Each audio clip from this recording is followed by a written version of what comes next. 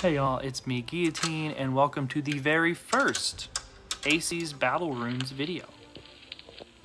About 24 hours ago, some cryptic news dropped that Clash of Legions had been potentially acquired.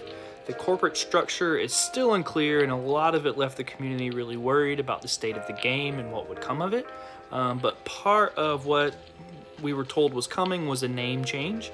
And I think it was overdue just because the name often got associated with other games with Clash in the title. I think that was a big turnoff to the target audience and was a contributing factor as to why I think the game failed to get in front of more eyes. Apart from the name change, there were some updates to the game that the verbiage left a lot of the community pretty concerned about. The main one being the namesake here, the Battle Runes. When the certain abilities started leaking, it seemed very like it could potentially be very pay to win. But I gotta give credit where credit's due, that the team really did a good job in making it balanced. So essentially they've added 3 new structures that you can build. I have already forgotten the name of them, but what they act like is kind of like a forge where you build it and you're able to upgrade a unit in game as opposed to prior to game.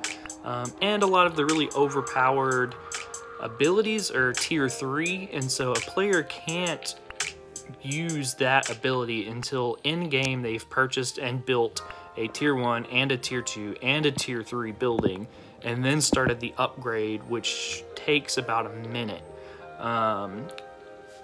Other changes were the addition to a few new currencies, which was also quite alarming. One being a social currency and the other one is called mileage. The social currency you can gain by watching replays or watching live games, and up to 3 times a day you can actually bet on live games for a chance to win a little bit more social coin. The cool thing about it is if you use your social coin to buy, say, crafting materials for the runes, so like right here, if I bought that bundle of 100 silver materials, everyone in my clan would then get 5 silver materials. So it makes it a little bit more of a communal game. There's a little bit more of a perk to being in a clan. Mileage, on the other hand, is what you need to purchase the tier 3 runes unless you draw them in the workshop. Out of all of the new features, this is the one that concerns me the most. I think it's set up clearly to reward people that spend money and a lot of money on the game. Luckily, you can't just go to the store and purchase mileage or purchase social coin directly with real money or even exchange anything. These are things that you strictly have to earn, but the mileage is also found within diamond chests. And so if you have somebody with a bunch of money, they can just sink it all into diamond chests. I'm unsure what the draw rate is on them. Maybe it's not cost effective to do that. But it is a possibility. But I'm just not a fan of anything that rewards people for spending money and then penalizes people that just don't have money. But we'll just have to see. There's a new unit proficiency system that gives you rewards the more you use units, any unit at that. So I think that about sums it up for all of the new things. Still kind of learning as we go. It's a little touch and go. But I do have some gameplay to show off some of these new things, so let's get into it. We're up against former clanmate Pisik, who's now in Kopori. He's a Russian-speaking player. We do get some Russian speakers in Korea #1. They often will stick around and kind of leave, jump around clan to clan. That squeaky chipmunk noise that you hear is because we're watching the video sped up, and they added little sound bites to all of the units. They all now speak to you in Korean. It's pretty adorable. So I'm at the top right in the blue. I've scouted Pisik. He's down in the bottom right, the red. You may have noticed I'm getting into kind of that classic gas worker barracks open.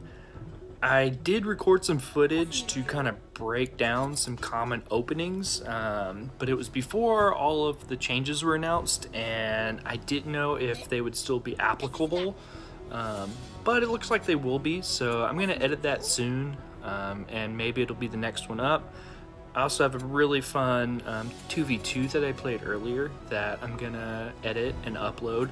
But anyways, I'm familiar with P6, so I decided to expand up to the left rather than that kind of natural down to the bottom, or to the bottom right of my base currently, just because I didn't think it'd be smart to expand closer to him, because he's a player that I've played with and against a bit. I think he likes to run with Vikings, and I just wanted to be able to fall back if things got a little bit weird.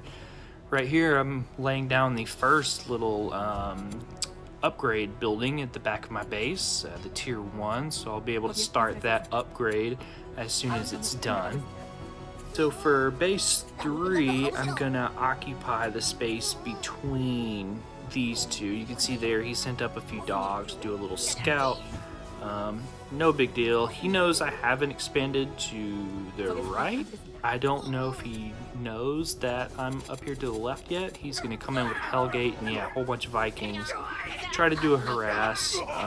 He starts to win this exchange. He does force me to cancel this castle, but luckily I already had base 2 going, so this was, worst case scenario, it was just a little annoying. I'm able to knock down his tanks with these bats up to in my second base there. I had the tier 2 upgrade building built, but I don't have a tier 2 upgrade, but I did have to build it to be able to start my tier 3, which I'll get to later.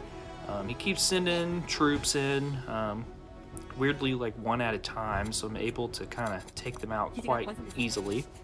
I'm starting to suspect that he has actually also expanded to the top left, just because troops keep coming out of there, and it would be really weird for him to send them there before attacking. So yeah, I start sending troops out that way. He throws down another Hellgate to slow me down.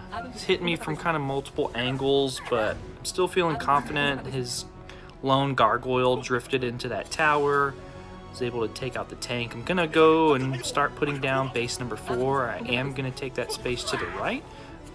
Since he seems to be split right now, I'm not too worried about getting too close to him, and really it's the most comfortable space left. So I'm gonna move into that top left, see what's happening. It is confirmed that he's up here, and it also looks like he invested quite a lot. So I think it's gonna be a big win if I can break it up and take down the castle, kill those few barracks, really start to take ownership of that space as well. I go and occupy just south of that base while my units are finishing the job. He's got a few more gargoyles and snipers in the middle, and I just kind of keep the pressure going. I keep building, keep expanding. I'm gonna go check now his natural expansion down to the bottom left. There we go, unprotected. I assumed that it came later in the game, and so I was able to get to it quite early. My natural is mined out, so we're starting base number 6, and we're going to push into his main here. So right now I've got half the map just to myself, and I know I just took out one base. I don't think that there's one right there to the north of his main, so I'm going to send out some scouts, see if he's got anything happening down at the bottom left. I'm sending some workers down because I think base number 2 had just wrapped up. He's got a pretty decent little push here in the middle with a bunch of snipers and a tank. I feel like I can sense this thing coming to a close, so I keep sending units straight down to the middle. I know that I can eventually overrun this. I end up cornering his last little tank right here, and he decides to call it GG. Good game, P6. So that's pretty much it. Core game remains the same. Hoping that this kind of rebrand and new structure will allow the game to reach the eyes of more RTS fans. And for those of you that continue to like and subscribe and give me some good feedback, I really appreciate it. Please continue to do so. Continue to share. Yeah, so thanks again, and I will see y'all next time. Later.